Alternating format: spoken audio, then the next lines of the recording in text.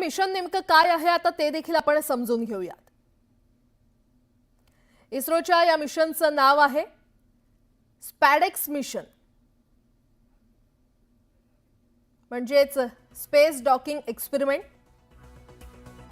या मिशनमध्ये PSLV C60 मधून 2 छोटे यान सोडण्यात येतील आणि 2 उपग्रहांना अंतराळात एकमेकांशी हे जोडण्यात येणार आहेत। अंतराळातच उपग्रहांना वेगळं देखील करण्यात येणार।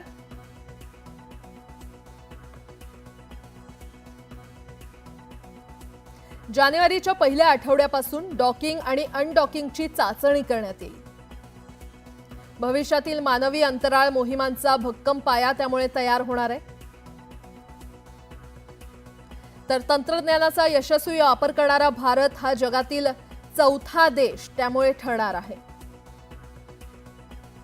आता हे नेमकं स्पेस डॉकिंग एक्सपेरिमेंट काय आहे आपण ते देखील जाणून घेऊयात। 2 उपग्रह अंतराळात सोडण्यात येणार आणि या 2 उपग्रहांना अंतराळात एकमेकांशी जोडण्यात येणार। अंतराळातच उपग्रहांना वेगळं देखील करण्यात येणार। जानेवारी 2025च्या पहिल्या आठवड्यापासून डॉकिंग आणि अनडॉकिंगच्या चाचण्या इथे सुरू होतील। तर भविष्यातील मानवी अंतराळ मोहिमांचा भक्कम पाया त्यामुळे तयार होईल।